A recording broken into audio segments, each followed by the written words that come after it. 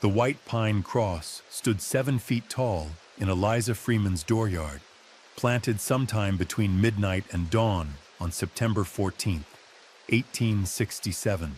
Someone had carved 13 notches into the vertical beam, one for each year her husband Solomon had lived as a free man before they killed him. The horizontal arms bore no markings, just splinters where the axe had bitten deep. Eliza found it when she stepped out to check the chickens, saw the raw wood pale against the red Georgia clay, and understood immediately that the men who put it there believed she would run. They had no idea she'd been counting them for months, logging their names in a code only 3 people in the state could read, waiting for exactly this kind of mistake.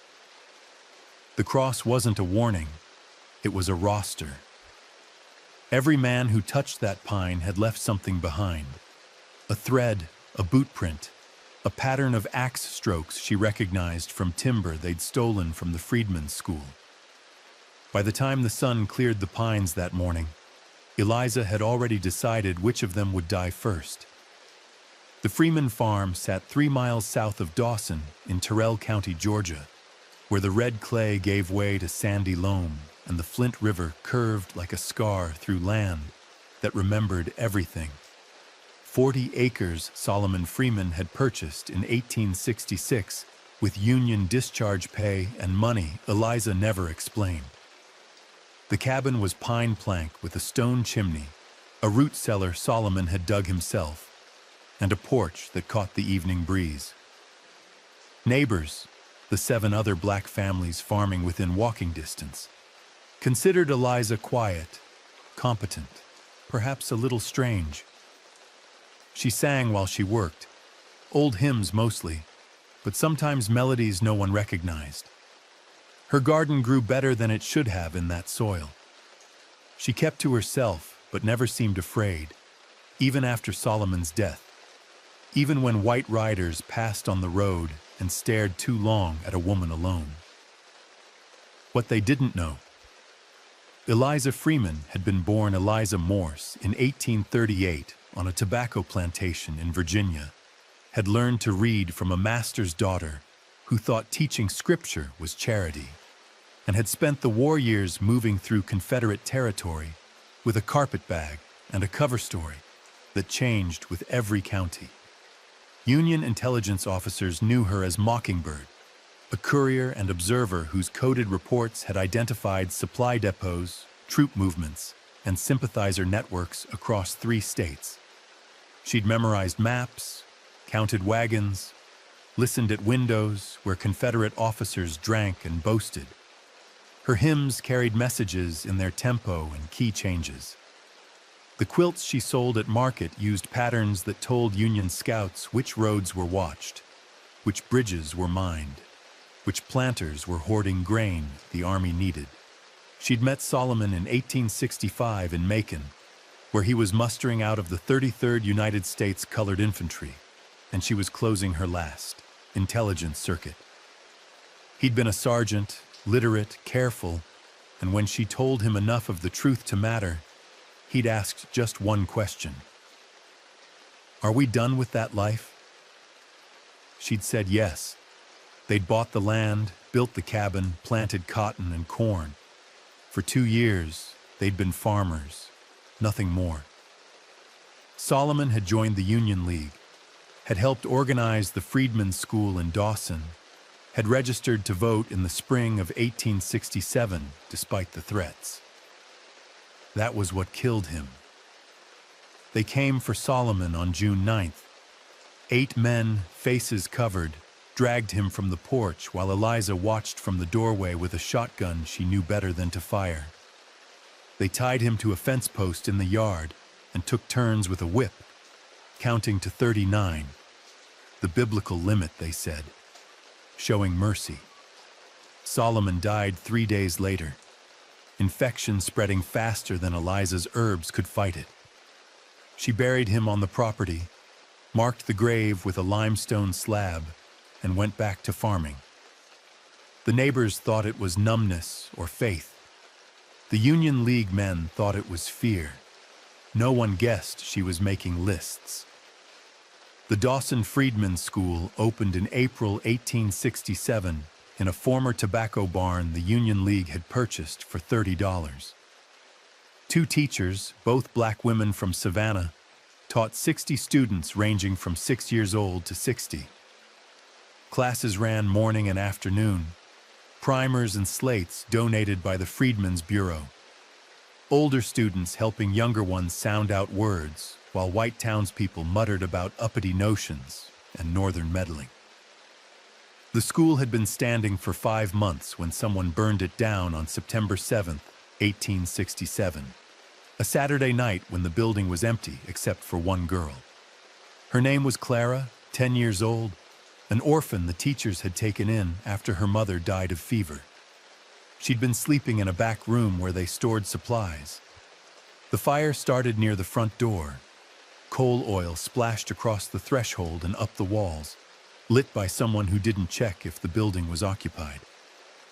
Clara woke to smoke and heat, made it as far as the side window before the roof collapsed. They found her body the next morning, curled beneath the window frame, one hand still reaching toward air she never reached.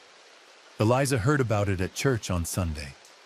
She'd taken in a neighbor's children for the service while their mother recovered from childbirth, and the kids came back from their Sunday school class, whispering about the fire, about Clara, about how the sheriff said it was probably an accident, a lantern left burning. Eliza walked into Dawson that afternoon, stood outside the burned shell while ash drifted in the September heat, and saw what the sheriff had chosen not to see. The coal oil splash pattern on the threshold, the way the fire had started in 3 places, the boot prints in the ash that showed at least 4 men had stood and watched it burn. She knew Clara. The girl had come to the Freeman farm twice with the teachers, helping to deliver donated food. Clara had a gap-toothed smile and a memory like a steel trap. She'd memorized the alphabet in 2 weeks, was already reading at a 3rd grade level. Eliza had given her a biscuit and a penny both times. Now Clara was dead because someone decided learning was a threat. That night, Eliza pulled a tin box from beneath a floorboard in the root cellar. Inside, a code book wrapped in oilcloth, 3 folded maps of Terrell and surrounding counties, a list of names with notations in cipher, and 2 letters bearing Union intelligence seals. She hadn't opened the box since Solomon died. She spread the maps on the cellar floor, lit a candle, and began updating information that was 15 months old. The war was over, but the networks were still there. Men who'd hidden Union scouts, women who'd carried messages, preachers and blacksmiths and laundresses who knew how to watch and remember. Some had scattered, some had died, some were still exactly where she'd left them, waiting for someone to say the work wasn't finished. The cross appeared 4 days after Eliza started making inquiries.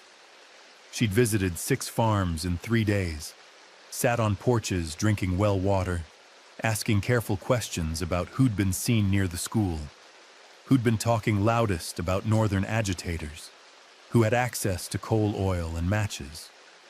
She'd sung hymns with 2 families, the old songs with the old meanings, and seen recognition flicker in the eyes of people who remembered what those rhythms meant during the war.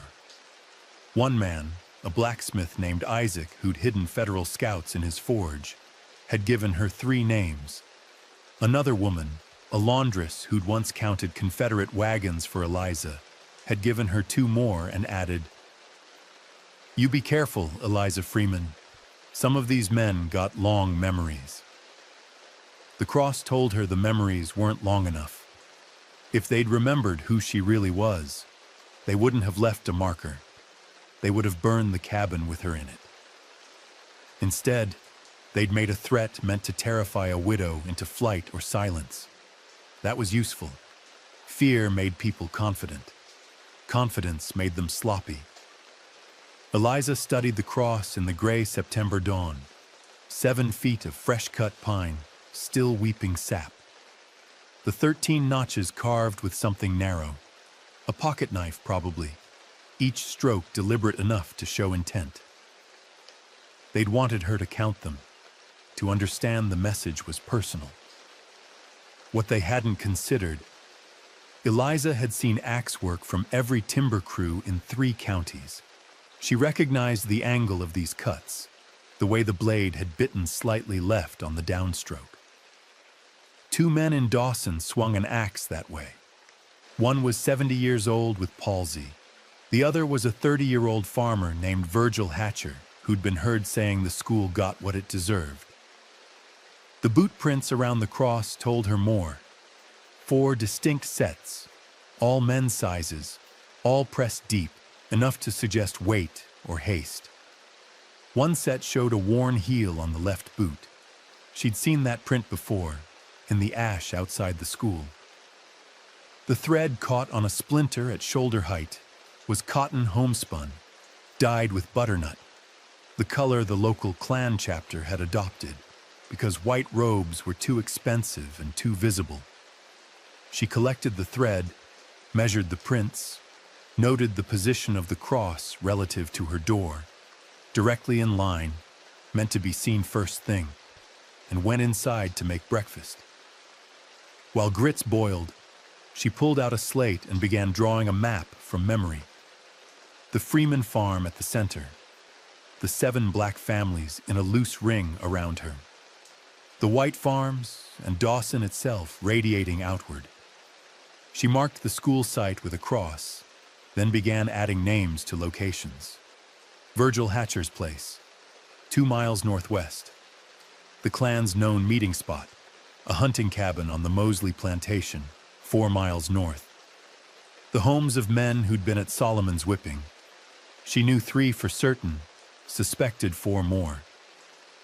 The sheriff's office, the magistrate's house, the cotton gin where white and black men worked in uneasy proximity. 13 notches. She wondered if they'd assigned 1 man per notch, a work detail dividing the carving among themselves. Or perhaps 13 represented something else, the number of black families they planned to drive out, the number of Union League members they'd targeted. Either way, the cross was a declaration. The Klan was moving from burnings and night rides to something more organized, more ambitious. That meant they'd be gathering soon, planning the next action, coordinating in ways that required meetings and messages. That meant Eliza could watch them gather, could intercept them planning, could turn their own organization into the trap that caught them. The grits burned while she worked.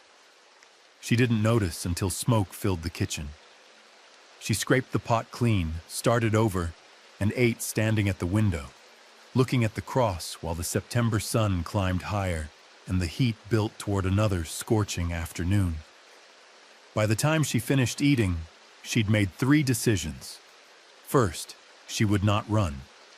Second, she would rebuild her intelligence network using every contact she'd cultivated during the war.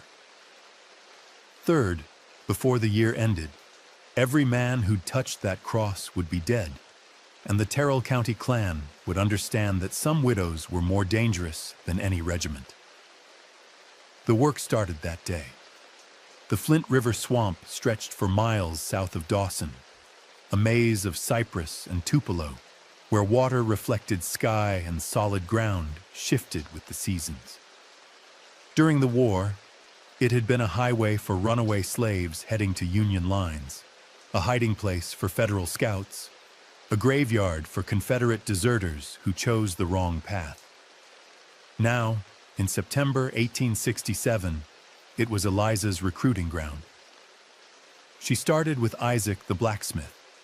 His forge sat on the edge of Dawson, close enough to town for business, far enough out for privacy.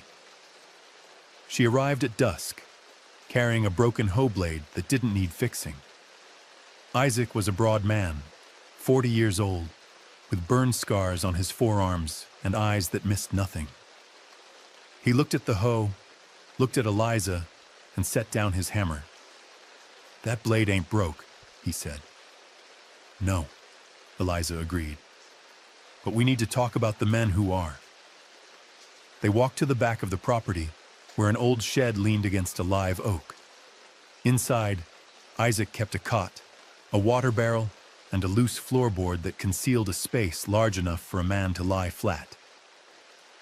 "Had 3 federal scouts use this during the war," he said. "You sent 2 of them to me, spring of '64. Coded message and a hymn about Lazarus rising. I remember." "I need that network again," Eliza said. "Not for hiding, for watching." Isaac listened while she explained.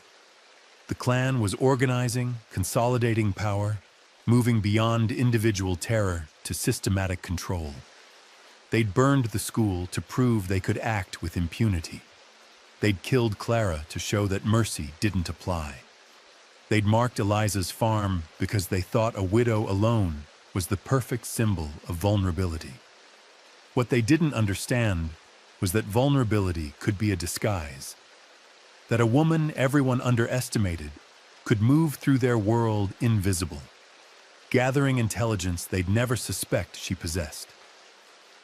"You asking me to spy on white folks in peacetime," Isaac said. "War's over.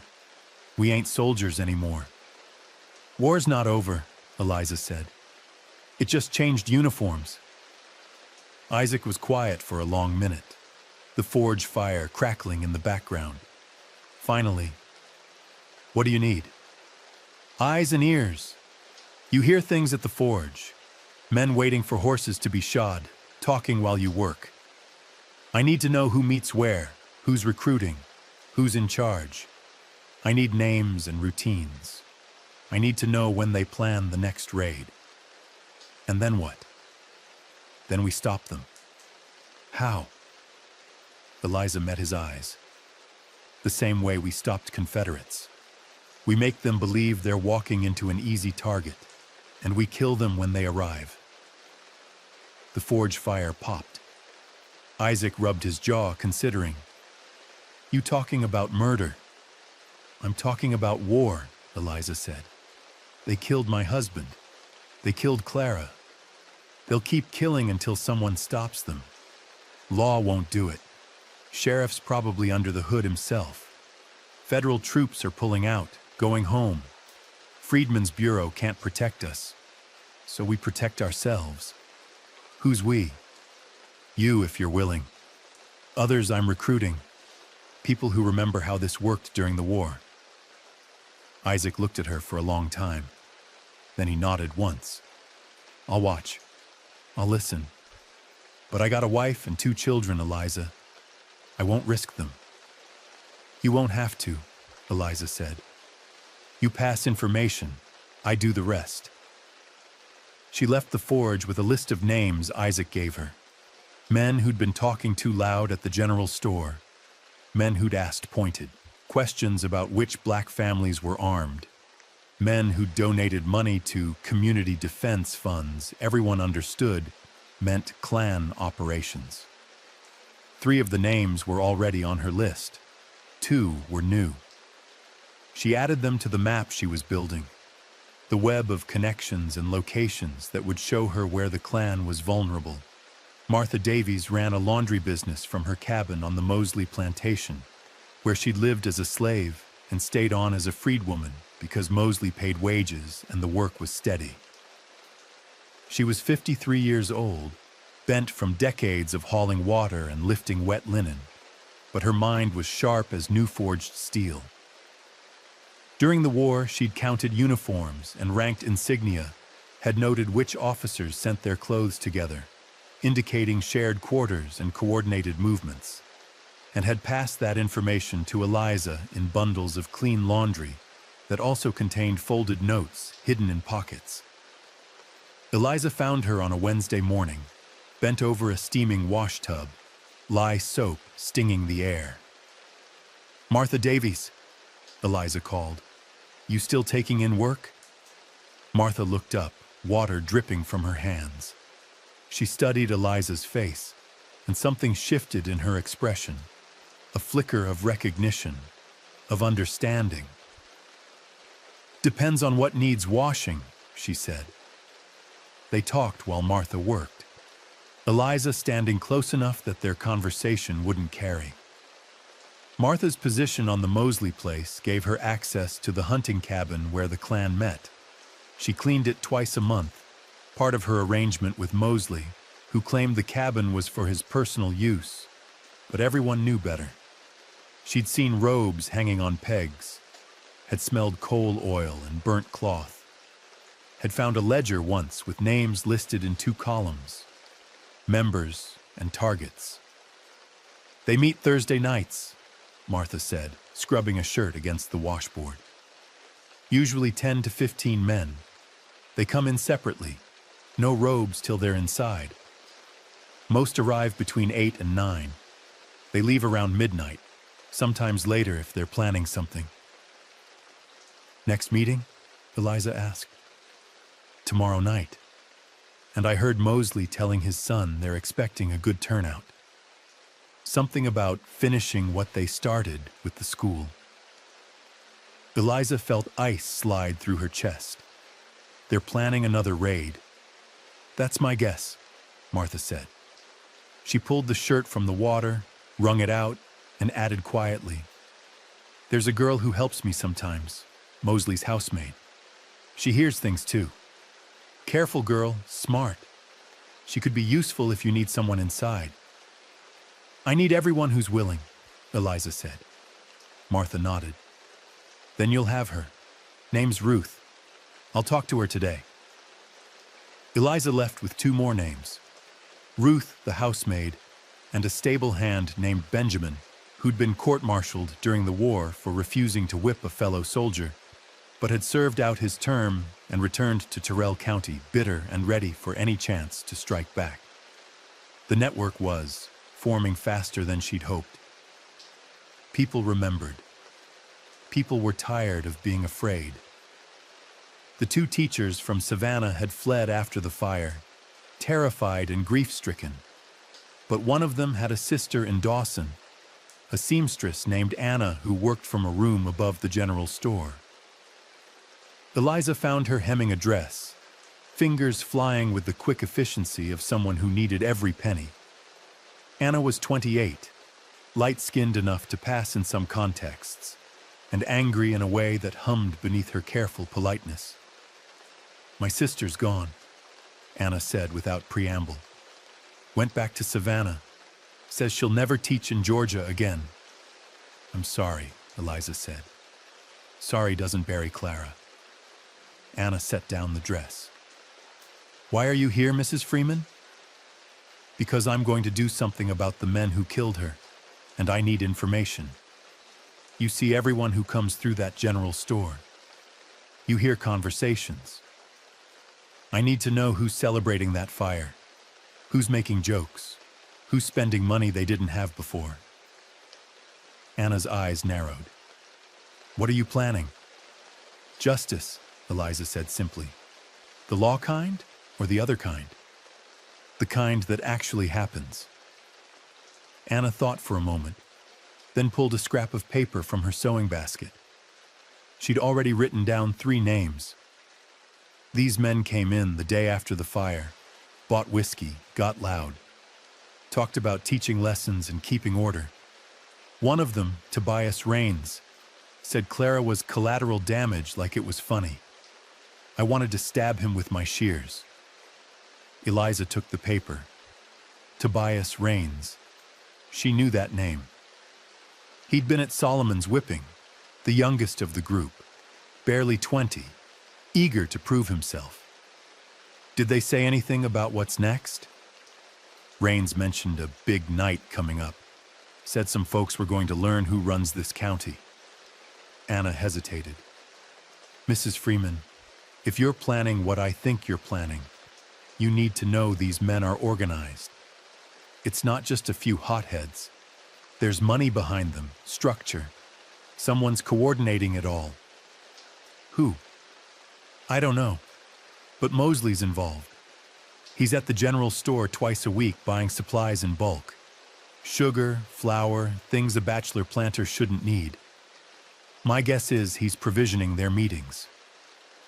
Anna folded the dress, her hands suddenly shaking. They killed a child. She was 10 years old, and they burned her alive. I know, Eliza said. So what are you going to do? Watch them. Wait for them to gather.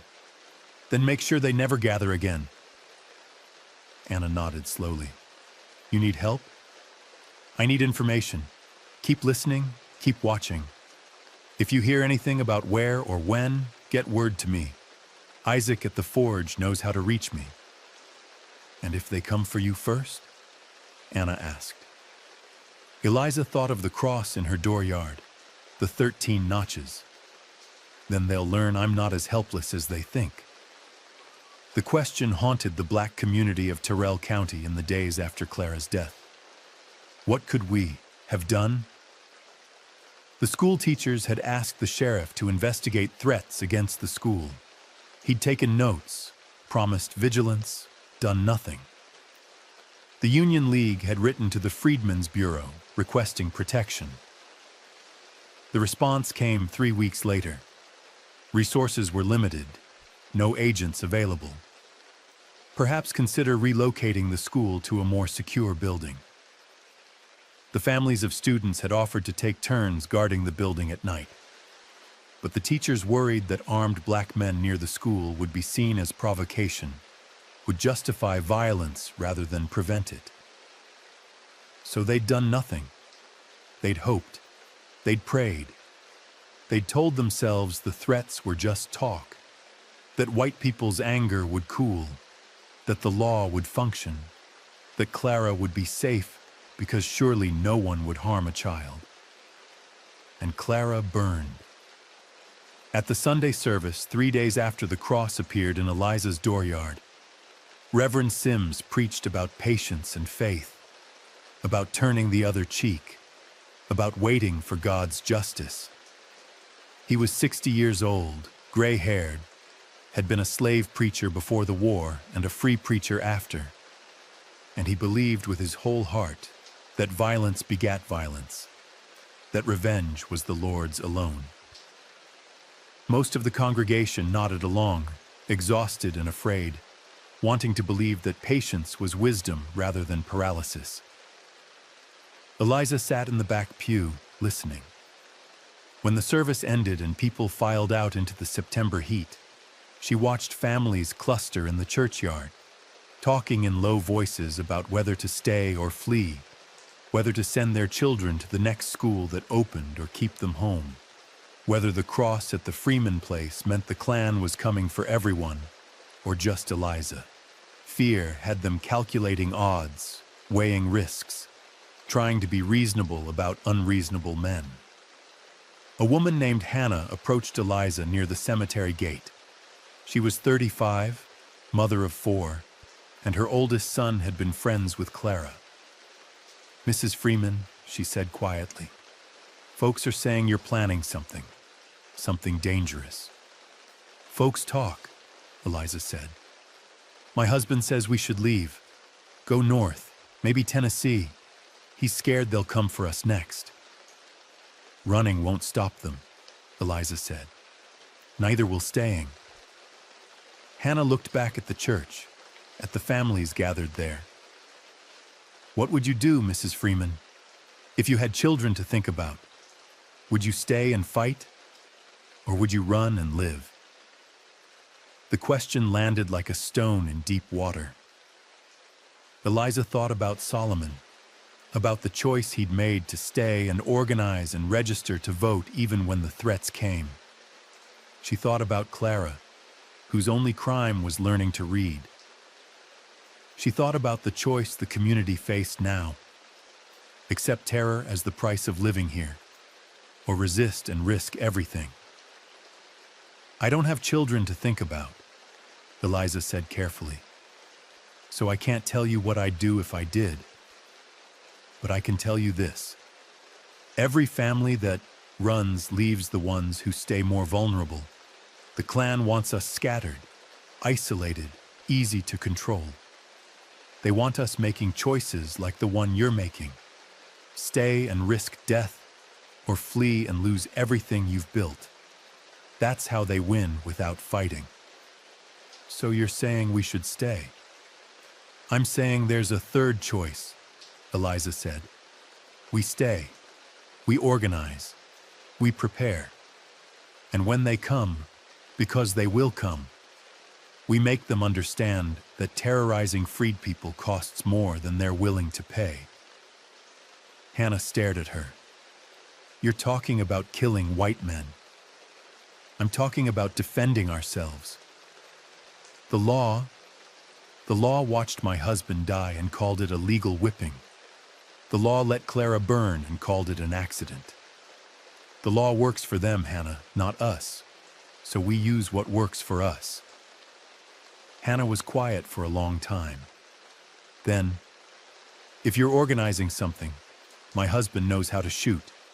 He was a sharpshooter in the 54th Massachusetts. He doesn't talk about it, but I know he still has his rifle hidden. Tell him to keep it clean, Eliza said. Word spread. By the end of the week, 5 more men had approached Isaac at the forge, asking careful questions about the widow Freeman and whether she needed help with anything. 2 women who'd been couriers during the war sent messages through Martha's laundry deliveries. We remember the work. We'll do it again. A teenage boy who'd been Clara's student came to Eliza's farm and said simply, I want to help. She was teaching me to read. The network wasn't an army. It was farmers and blacksmiths and laundresses and a teenage boy who missed his teacher. But it was growing, person by person, fueled not by ideology but by exhaustion, by the simple recognition that patience had bought them nothing but more graves.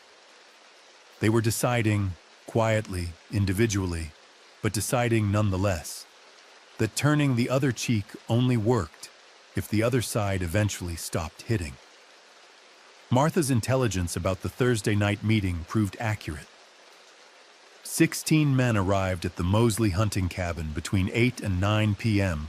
on September 20th, 1867. Eliza watched from a tree line 200 yards away, counting riders, noting horses, memorizing faces illuminated by the lantern lights spilling from the cabin windows. She'd positioned herself downwind so the dogs wouldn't catch her scent, and she'd worn dark clothing that blended with the shadows. Old skills, muscle memory from a war that hadn't ended. She recognized 8 of the 16. Virgil Hatcher, who'd carved the cross. Tobias Raines, who'd laughed about Clara. William Mosley himself, the planter who owned the cabin. 3 men who'd been at Solomon's whipping. 2 she didn't know, but would learn. The gathering lasted until just past midnight, men emerging in groups of 2 or 3, mounting horses, riding off in different directions to avoid the appearance of a coordinated group. After the last rider left, Eliza waited. She counted to 500, watching for stragglers or guards. Nothing moved. The cabin sat dark and silent. She crossed the open ground quickly, tried the door, unlocked Mosley's arrogance, and slipped inside. The cabin was a single room with a table, 6 chairs, a fireplace, and a cabinet where the robes hung. The smell of whiskey and tobacco layered over older scents. Blood, fear, burned cloth. She worked by feel in the darkness, searching for the ledger Martha had mentioned. She found it in the cabinet, beneath a folded white robe, a leather-bound book with pages filled in 3 different hands. She couldn't risk a light, so she carried the ledger to the window where moonlight gave her just enough illumination to read by. The first section listed names in 2 columns, members and prospects. 43 names total, more than she'd estimated. The second section detailed actions, raids, whippings, burnings, with dates and outcomes. The school fire was there, logged as educational deterrent, September 7th, satisfactory result. Clara wasn't mentioned. Solomon's death was on page 12. Freeman enforcement action, June 9th, subject expired June 12th, objective achieved. The final section was what she needed. Plans. The next raid was scheduled for October 5th. Target listed as Freeman Property and Associates. Coordinated action, full participation required. They were planning a large-scale attack, not just on her farm, but on every black household they suspected of Union League activity. They'd drawn a map on the facing page, showing routes of approach, assignments by group, timing designed to hit 6 locations simultaneously. She memorized the map, the names, the dates. Then she noticed something written in margin notes, initialed WM, William Mosley. Escalation necessary to establish permanent control. Federal withdrawal creates opportunity. Recommend expansion to neighboring counties after Terrell example set. They weren't just terrorizing locally. They were building a model they planned to export. A system of violence designed to reverse Reconstruction entirely. The Terrell County Klan was a test case. Eliza put the ledger back exactly where she'd found it. She left the cabin the way she'd entered, crossed back to the tree line, and started the 3-mile walk home. The September night was hot and still, cicadas shrilling, the smell of pine resin thick in the air. She walked and thought and calculated. October 5th, 2 weeks away. 16 confirmed Klan members, possibly more. 6 target locations, which meant 6 groups, probably 2 or 3 men each. They'd be coordinated but separated, relying on speed and surprise. They expected to find frightened families, maybe a few shotguns, no organized resistance. They were wrong. By the time Eliza reached her farm, she'd outlined a plan. It was ruthless and precise and required perfect execution. It would cost lives, some of them, all of theirs, if it failed. But if it worked, the Terrell County Klan would cease to exist. And every Klan chapter in Georgia would understand that some targets fought back. The cross still stood in her dooryard, pale in the moonlight. She walked past it into the cabin, pulled out her maps and lists, and began writing orders in the code she'd used during the war. By dawn, she'd drafted 6 messages to be delivered by 6 different couriers to 6 different groups. The network was about to discover what Mockingbird had been planning while everyone thought she was grieving. Eliza's kitchen table became a war room. She spread her maps across the surface, weighted the corners with stones from the creek, and began translating the Klan's October 5th plan into her own counter-strategy. The logic was simple. If the Klan intended to hit 6 locations simultaneously, those 6 locations would become ambush sites. The raiders expected defenseless targets. They'd find coordinated resistance. The challenge was communication, timing, and ensuring that every person involved understood the risks. The first meeting happened on September 23rd in Isaac's Forge after dark. 10 people. Isaac, Martha, Anna the seamstress, Benjamin the stable hand, Ruth the housemaid, Hannah's husband James, 2 veterans from the 33rd Colored Infantry, the teenage boy named Samuel, and Eliza. They gathered in the back shed, where no light would show, speaking in whispers while Isaac kept watch at the forge entrance. Eliza laid out what she'd learned. October 5th, 6 groups of Klansmen, 2 or 3 men each. They'll hit my place first, then 5 other farms. The Johnsons, the Washingtons, the Terrells, the Prices, and the Davises. They're planning it for after midnight, expecting everyone to be asleep. They want to burn, intimidate, maybe kill anyone who resists. How do you know this? One of the veterans asked. I saw their ledger, copied their map. They're predictable because they think they're untouchable. James spoke up. So what's your plan? We flip it, Eliza said. They think they're hunting us. We let them believe that until they're committed, then we close the trap. Each target location becomes an ambush point. We position armed men at each farm, hidden, waiting. When the Klansmen arrive, we take them.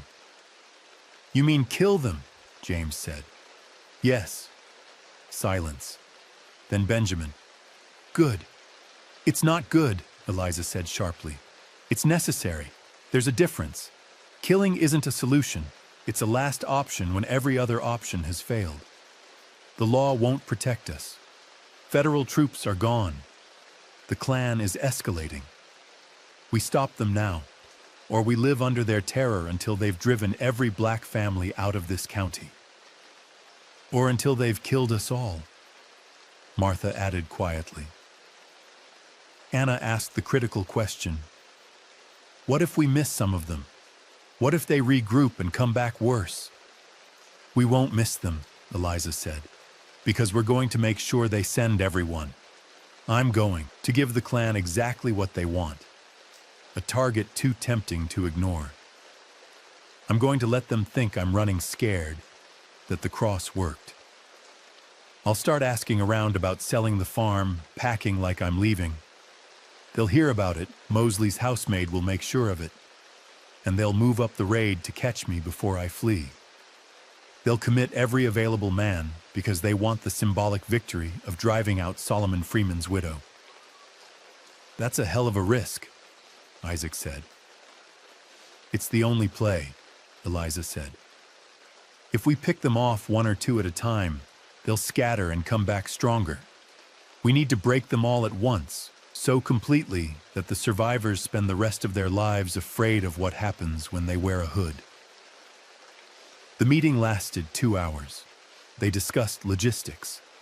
Who would be positioned where, how to coordinate timing without telegraph or messenger systems, what weapons each person had access to, how to dispose of bodies afterward.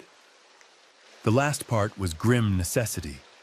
Federal authorities would investigate if 16 white men disappeared simultaneously.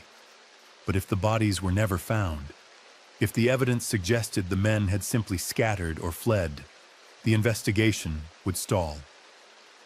The swamp, Benjamin said. Gators don't leave much. Everyone looked at him. He shrugged. I'm just saying. They divided responsibilities. James and the 2 veterans would handle military coordination, positioning, fields of fire, fallback plans.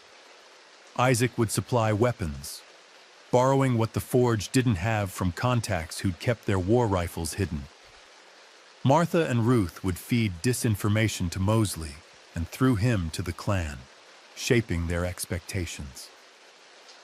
Anna would watch the general store for any changes in supply purchases that might indicate the raid was being moved up. Samuel, the teenage boy, would run messages between groups. He was fast, small, and no one paid attention to a black kid on the roads. Eliza would coordinate everything, pulling together threads the way she'd done during the war. She would also be bait. The Freeman farm had to look vulnerable, had to draw the Klan in. That meant she'd be alone in the cabin when they arrived, visible and seemingly helpless. The ambush would be positioned in the tree line and outbuildings, close enough to intervene, but hidden enough that the Klansmen wouldn't see the trap until it closed. One more thing, Eliza said. No one talks about this outside this room. Not to family, not to friends, not even to people you trust.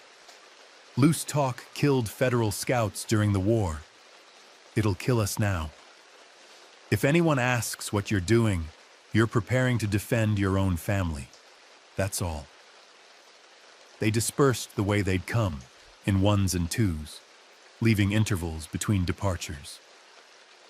Eliza was the last to leave. Isaac walked her to the edge of his property and said quietly, "You sure about this? Once it starts, there's no calling it back." "I'm sure," Eliza said. Your husband was a good man. He believed in law and order, in voting and organizing peaceful-like. This ain't what he would have wanted.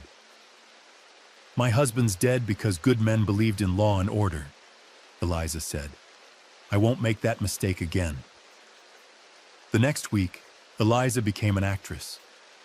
She walked into Dawson twice, visiting the general store and the land office, asking pointed questions about property values and how one might go about selling a farm quickly. She let her voice tremble when she mentioned the cross. Let her hands shake when the store clerk asked if she was all right. She bought supplies for travel, dried beef, hard bread, things that suggested imminent departure, and made sure several white customers overheard her inquiring about wagon rental. Word spread exactly as intended. By September 28th, half the county believed the Freeman widow was preparing to flee, and the other half was betting on when she'd run. Ruth, working as Mosley's housemaid, reported that the planter seemed pleased, even smug.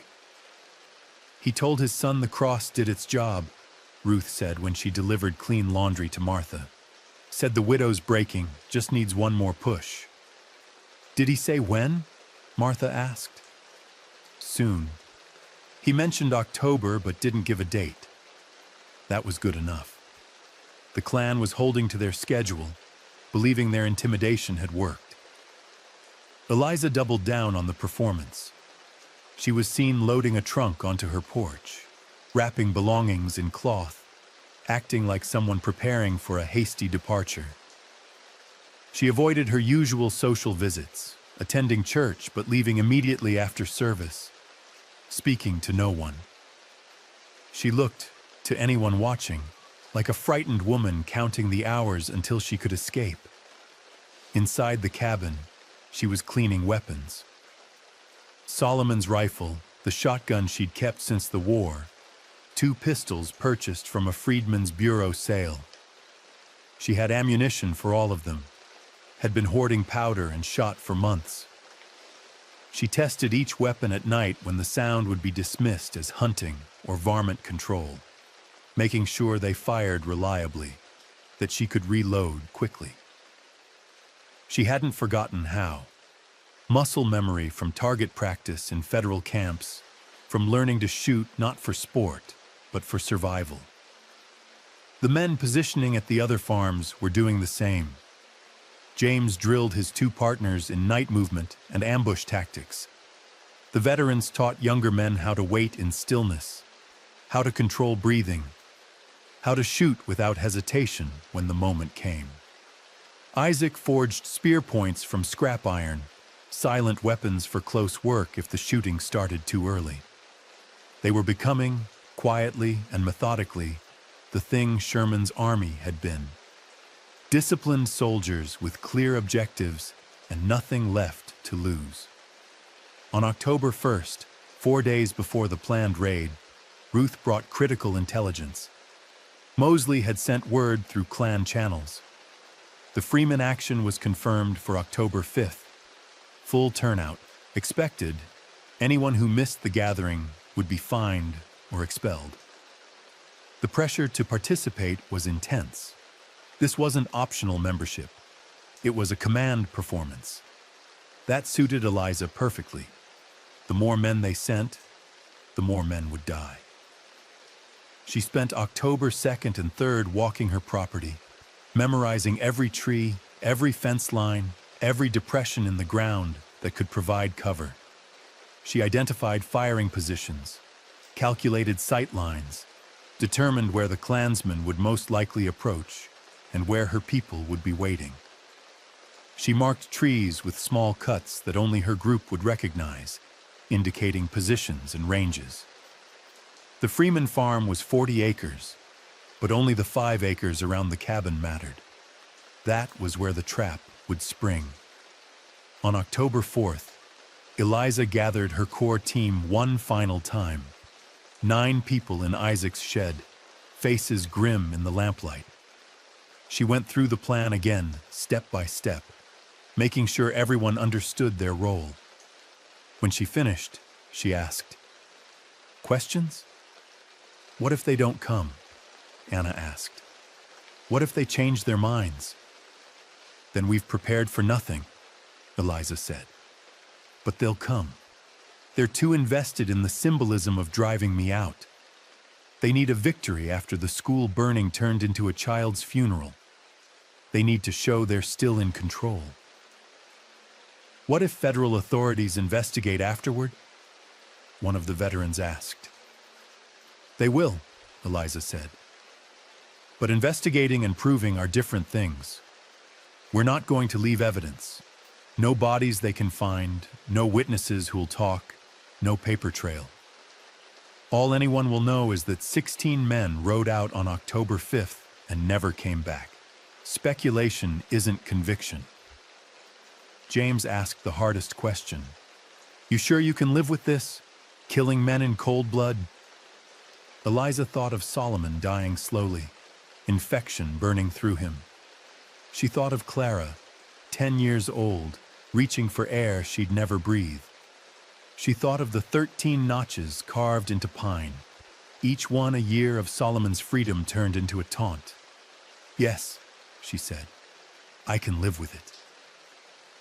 That night she slept in her cabin alone, fully clothed, weapons within arm's reach. The cross still stood in her dooryard, shadow stretching long in the moonlight. Tomorrow night the clan would come, expecting to find a terrified widow and an easy target. They'd find Mockingbird instead, and they'd learn the same lesson Confederate officers had learned during the war. Underestimating quiet women was a fatal mistake. October 5th, 1867, came in with clear skies and dropping temperatures, autumn finally pushing back against Georgia's stubborn heat.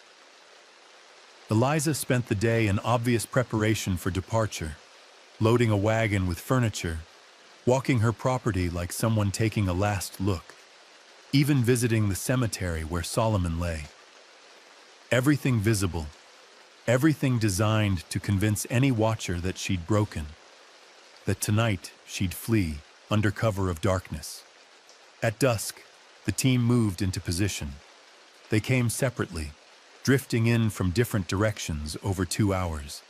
Men and women who'd fought in different battles under different flags, but were united now by a single objective.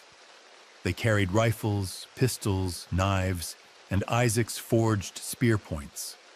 They wore dark clothing, no white that would catch moonlight. They moved into predetermined positions in the tree line, behind the barn, in the root cellar with its angled sight lines toward the cabin. Eliza stayed in the cabin with a single lamp burning in the window, making herself visible. She sat at the table, apparently packing papers, actually loading pistols and running through the plan one more time in her mind.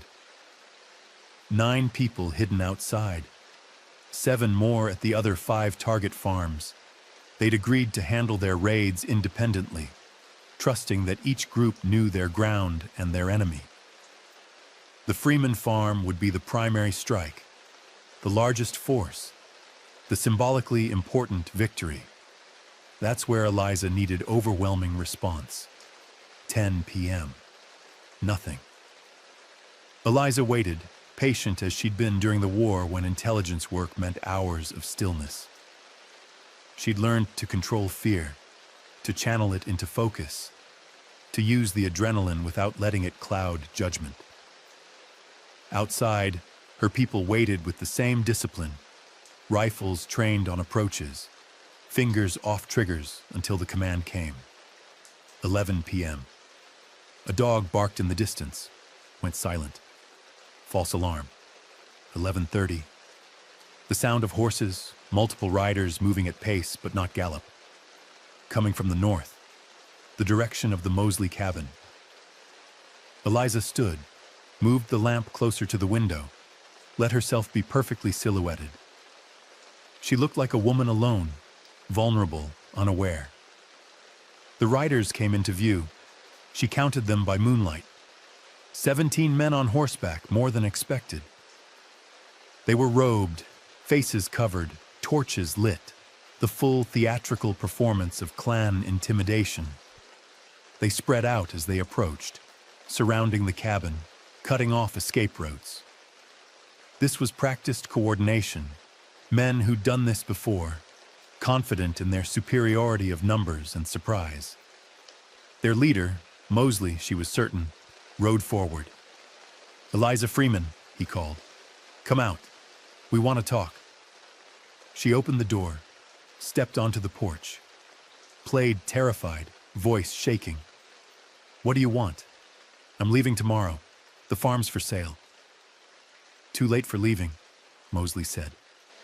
"We warned you. You should have run when you saw the cross." "I'm running now. Please, just let me go." "Can't do that. You're a symbol, Mrs. Freeman. Solomon's widow, uppity Union League supporter. People need to see what happens when freed people forget their place." He gestured, and two men dismounted, moved toward the porch. That was the signal. Rifle fire erupted from 3 positions simultaneously. The 2 men on foot dropped, 1 clean headshot, 1 chest wound. The horses panicked, rearing and screaming. More shots from the tree line, aimed and precise. 3 more Klansmen fell from saddles. The rest scrambled for cover, returning fireblind, not knowing where the shots originated. Eliza dove back into the cabin, grabbed her rifle, took position at the window. She'd memorized every man's position, knew where they'd try to hide. She sighted on a figure crouched behind the well, squeezed the trigger, watched him crumple. Reloaded, found another target. The cabin filled with gun smoke, the smell of black powder, the sound of splintering wood where return fire hit walls. Outside, chaos. The Klansmen had expected defenseless victims. They'd found a prepared enemy with superior position and discipline. James and the veterans were directing fire, calling targets, maintaining a perimeter that kept the raiders pinned. Isaac moved between positions, supplying ammunition, pulling wounded defenders back to cover.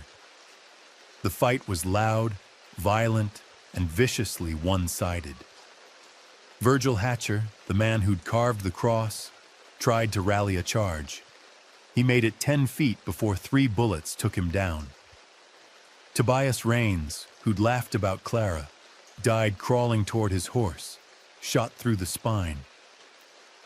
The Klansmen who weren't dead were routing, abandoning their wounded, fleeing on foot when their horses bolted. The ones who ran made it maybe 50 yards before they hit the secondary ambush positions, where more defenders had waited for exactly this moment. The shooting lasted 12 minutes. Then silence, broken only by moaning from the wounded and the distant sound of frightened horses crashing through underbrush. Eliza stayed in position, scanning for movement, making sure the attack was finished. James called out, "Clear! Cease fire!" She stepped back onto the porch. The dooryard was a battlefield. Bodies lay crumpled, robes soaking up blood, torches scattered and dying. Her people emerged from cover, moving efficiently, checking the wounded, confirming kills. No mercy was shown. Every Klansman who still breathed was finished with a knife or bullet. This wasn't cruelty, it was necessity. No witnesses meant no testimony, no investigation that could be substantiated. They worked quickly. Bodies were loaded onto the Klansmen's own horses, hands and feet tied, faces still covered by hoods. The wounded who'd tried to flee in the secondary ambush were brought back to the farm. 17 men had come. 17 corpses would be disposed of. Benjamin had been right about the swamp. There were places in the Flint River bottomlands where water ran black and deep, where cypress roots hid everything that sank, where alligators and decay left no trace. By dawn, every body would be gone. While the men handled disposal, Eliza walked the property collecting spent cartridges, blood-soaked robes, anything that showed what had happened here. The robes would be burned, the cartridges buried. The blood would soak into Georgia clay and be explained, if anyone asked, as a butchered hog. The cabin had taken fire damage, holes in the walls, a shattered window, but nothing that couldn't be explained as decay or accident. She would repair it slowly over weeks, making the damage look old rather than fresh. At the other 5 target farms, similar scenes had played out.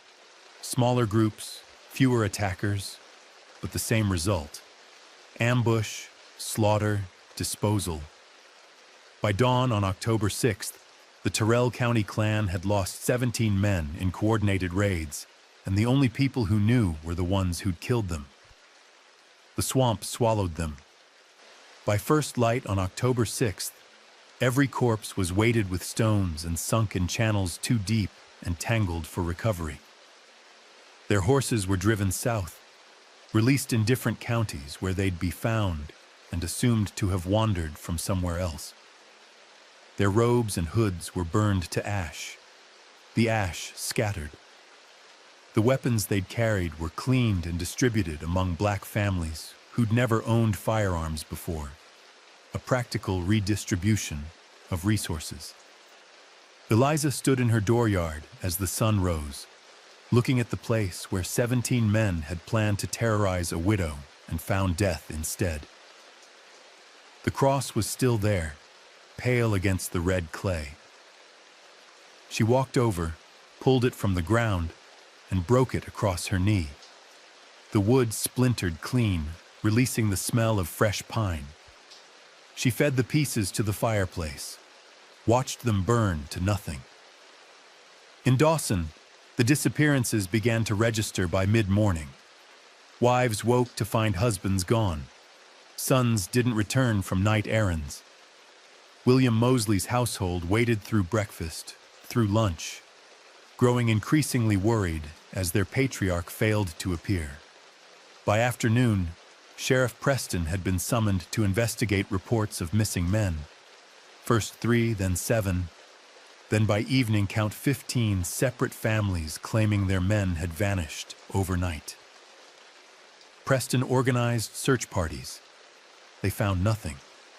No signs of struggle, no blood trails, no abandoned horses or dropped weapons. The hunting cabin showed evidence of recent occupation. Whiskey bottles, tobacco ash, but nothing indicating where the men had gone. The search expanded over the following days, covering roads and fields and river crossings. Still nothing. The men had simply vanished, as if the earth had opened and swallowed them. Rumors began within hours. Some said the missing men had fled deaths or scandals, had run off to Texas or Alabama. Others claimed federal authorities had arrested them in secret, had spirited them away to face charges. A few suggested something darker, that the swamp had taken them, that they'd stumbled into something in the night, that whatever haunted the Flint River bottomlands had claimed them. No one publicly suggested the freed people had fought back. That possibility was too dangerous to voice, too threatening to the social order that depended on black submission. If freed people could organize, ambush, and kill white men with impunity, the entire structure of terror that enforced racial hierarchy collapsed. Better to believe in coincidence, bad luck, mysterious disappearance, anything except organized black resistance. But the black community knew. They didn't speak of it openly, didn't celebrate, but they knew. The women at the well whispered about how Virgil Hatcher's wife claimed her husband had gone to teach someone a lesson and never returned. The men at the cotton gin noted which white overseers suddenly seemed less aggressive, less confident, watchful where they'd been arrogant. Children noticed that parents seemed less afraid, held their heads higher, spoke more freely. Anna the seamstress, working above the general store, watched white customers come in with theories and speculation.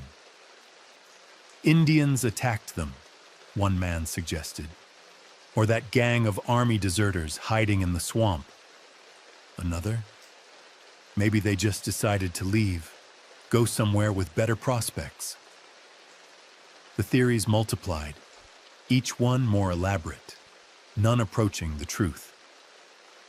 On October 10th, 5 days after the raid that never happened, a delegation from the Freedmen's Bureau arrived in Dawson to investigate the disappearances. 2 agents spent a week interviewing witnesses, examining the hunting cabin, organizing expanded searches. They found the same nothing Sheriff Preston had found. Their report, filed in November, concluded 17 white males, residents of Terrell County, Georgia, disappeared between the evening of October 5th and morning of October 6th, 1867. No evidence of foul play discovered, no bodies recovered, no credible witnesses to the individual's movements after 8 p.m. October 5th. Case remains open but inactive pending new evidence. The case would never be solved. Over the following months, theories hardened into accepted narrative. The missing men had been involved in some kind of illegal activity, robbery, smuggling, claim jumping, and had fled when their scheme collapsed. A few families held out hope, but most eventually held memorial services and moved on. The Terrell County Klan, already weakened by the disappearances, dissolved entirely. No one wanted to join an organization where 17 members had vanished without explanation. The threat was too effective. Invisible enemies were more terrifying than visible ones. Eliza returned to farming. She repaired the cabin, planted winter wheat, visited church on Sundays. When people asked about the October 5th night, she said she'd slept through whatever commotion might have occurred. Heard horses, maybe, but stayed inside like any sensible woman would. Her performance of normalcy was so perfect that even the families who suspected the truth began to doubt their suspicions. Perhaps the widow really had been preparing to flee. Perhaps the missing men's raid had targeted somewhere else, or been called off, or never been planned at all. Memory became uncertain. Speculation replaced certainty, and the truth became one more story in a county full of stories nobody could prove. 2 weeks after the disappearances, on October 19, 1867, the Mosley hunting cabin caught fire. It burned completely, the old timber going up like tinder, collapsing into itself before anyone noticed the smoke. The volunteer fire brigade arrived too late to save anything, except a few charred timbers and ash. No one was injured. No cause was determined. Sheriff Preston noted it in his records as probable accident. Lamp left burning, dry wood, poor ventilation. The fire destroyed the Klan's ledger, the membership rolls, the planning documents, the detailed history of raids and burnings and murders that might have been used as evidence if federal authorities had ever pressed for prosecution. Martha, who'd cleaned the cabin 2 weeks earlier and knew exactly where the ledger was kept, mentioned to a friend that it was fortunate no one had been inside when the fire started. Ruth, Mosley's former housemaid, she'd quit the week after the disappearances, citing family obligations, agreed it was indeed fortunate. With the ledger gone, any investigation into Klan activities lost its documentary foundation. Prosecutors might suspect, witnesses might testify, but without physical evidence, cases wouldn't proceed. The fire was perfectly timed, perfectly executed, and perfectly deniable. Just another accident in a county that seemed to be experiencing a run of bad luck. The burning didn't just destroy evidence, it destroyed certainty. White families who'd suspected Klan membership couldn't prove it now. The missing men might have been Klansmen, or they might have been victims of the Klan. or they might have been entirely uninvolved in racial violence. The ambiguity protected everyone and threatened everyone, making accusation and investigation equally difficult. Georgia in 1867 was a place where truth was whatever people decided to believe, and belief was shaped by who held power. For one brief moment, in one small county, that power had shifted. By November, federal troops completed their withdrawal from Middle Georgia. The Freedmen's Bureau closed its Terrell County office, citing reduced need and budget limitations. The infrastructure of Reconstruction, the schools, the legal support, the military oversight, evaporated as Northern commitment to racial equality met Southern resistance and Northern exhaustion. The freed people of Terrell County were left once again to protect themselves. But something had changed. In December, a new freedmen's school opened in Dawson, larger than the first, better secured, with volunteer guards provided by Union League members who no longer feared Klan reprisal. Classes filled within a week. Children who'd been kept home after Clara's death returned to education. Teachers from Atlanta and Savannah applied for positions, drawn by reports that Terrell County was safer than most, that something had broken the cycle of terror. Eliza attended the school's opening ceremony. She stood in the back, watching children recite the alphabet, listening to their voices rise in songs Clara had loved. No one thanked her publicly.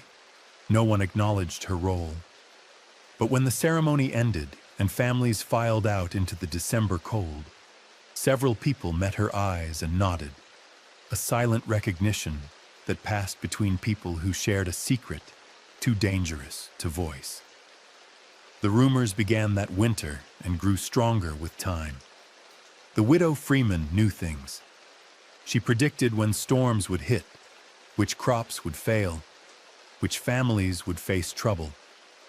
She seemed to hear conversations that happened behind closed doors, to understand plans before they were announced. Some said she had second sight, a gift inherited from African ancestors. Others claimed she communed with spirits, that Solomon spoke to her from beyond the grave. A few suggested darker explanations, that she'd made deals with forces that lived in the swamp, that her knowledge came at a price better left unpaid. The truth was simpler and more dangerous. Eliza had maintained her intelligence network. The couriers and observers who'd fed her information during the war continued their work, watching, listening, reporting. When a white landowner planned to cheat a black sharecropper, Eliza knew before the contract was signed. When a merchant intended to use false weights, word reached her within hours. When anyone in Terrell County plotted harm against freed people, Eliza heard about it and found ways to intervene, sometimes with information shared at the right moment, sometimes with more direct action. She became a figure of legend, the widow who'd buried her husband and burned the men who killed him, the woman who'd survived the Klan and emerged stronger. Mothers invoked her name when children misbehaved. Be good, or the widow Freeman will know. Men reconsidered violence when they remembered that 17 Klansmen had vanished after targeting her farm. The legend grew beyond fact, became talisman and warning, a story that shaped behavior through the power of belief. In 1869, a carpetbagger from Massachusetts tried to swindle black farmers into selling their land for worthless promissory notes. He disappeared 3 days after arriving in Dawson. His horse was found wandering near the Flint River. His body never surfaced. No one asked Eliza if she knew what happened. No one wanted to know. In 1871, a group of night riders attempted to revive Klan activity, targeting a black family that had purchased property adjacent to a white-owned plantation. The riders were ambushed before they reached the property. 2 died, 3 fled the county, the rest abandoned the effort. Again, no investigation yielded results. Again, rumors pointed toward the haunted widow and her invisible army. The pattern held for years. Terrell County became, quietly and without official acknowledgement, one of the safest places for Black Georgians during the nadir of Reconstruction's collapse. While other counties saw lynchings, massacres, wholesale theft of land and voting rights, Terrell maintained an uneasy but functional peace. Not equality. White supremacy still structured society, still limited opportunity, still enforced segregation. But the most extreme violence was absent, deterred by a network that watched and responded, coordinated by a widow who remembered every lesson the war had taught. Eliza lived on the Freeman farm until 1893, when she died at 55 of pneumonia complicated by old injuries no one had known she carried. She was buried next to Solomon, the graves marked with matching limestone slabs. The funeral drew 200 people, Black families from across 3 counties, former soldiers and teachers and activists who'd known her during the war or worked with her after. White townspeople attended too, standing at the cemetery's edge, uncertain whether they were mourning a neighbor or afraid of what her death meant for the balance they'd learned to navigate. No one delivered a eulogy that mentioned intelligence work, ambushes, or 17 missing Klansmen. The Reverend spoke of faith and perseverance, of a woman who'd endured loss and built community, of a life lived in service to others. The omissions were themselves a kind of testimony, a recognition that some truths were safer kept silent even decades later. After the funeral, several people approached the grave separately when others weren't watching. Each left something: a folded note, a small stone, a sprig of pine. Messages in a language Eliza would have understood, coded acknowledgments from people whose lives she'd protected, whose secrets she'd kept, whose faith in justice she'd sustained when law and custom offered none. The Freeman farm changed hands 3 times in the 20th century before being subdivided and sold for residential development in 1978. The cabin was demolished, the fields paved, the root cellar filled and forgotten. Nothing remains now except street names that mean nothing to the families living there. Freeman Drive, Mockingbird Lane, a cul-de-sac called Solomon's Rest. But the story persists. In Terrell County's Black community, grandmothers still tell children about the widow who stopped the Klan, who made powerful men afraid, who proved that intelligence and courage could defeat superior numbers. The details vary. Some versions make Eliza a conjure woman, others a Union spy, others simply a farmer with a gift for knowing things. All versions agree on the core. She was dangerous because she understood that fear worked both ways, that terror could be turned back on those who wielded it, that the oppressed could become the hunters when the hunted learned to organize. Historical archives contain fragments. The Freedmen's Bureau report on disappearances. Census records showing Eliza Freeman, widow, farm owner. A letter from a Union intelligence officer to his commander in 1865 mentioning the asset code-named Mockingbird, whose contributions to our understanding of Confederate logistics were invaluable. No connection between documents was ever officially made.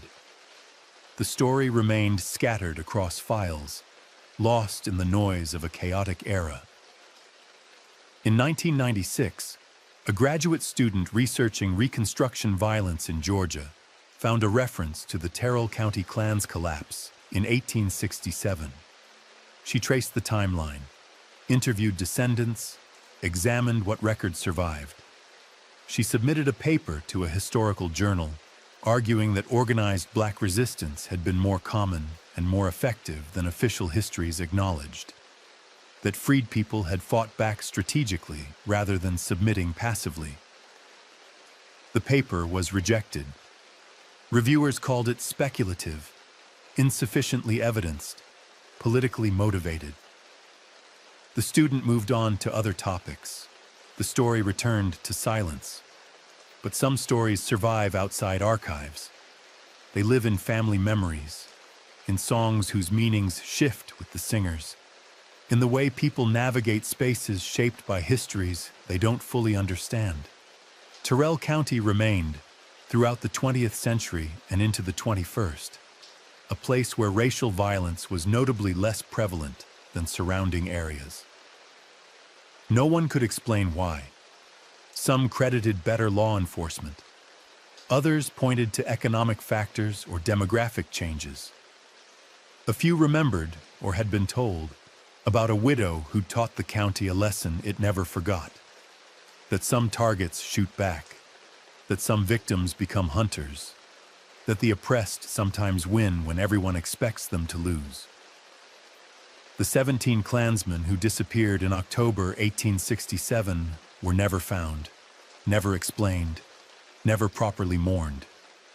Their names appear on no monument, their deaths in no official record. They became cautionary tales told in whispers, evidence that power has limits, that cruelty invites response, that people who believe themselves invincible often die surprised. And somewhere in the Flint River swamp, beneath black water and cypress roots, 17 sets of bones rest in mud that hold secrets the way stone holds weight, silently, permanently, waiting for no one. Subscribe if you want the next deep dive.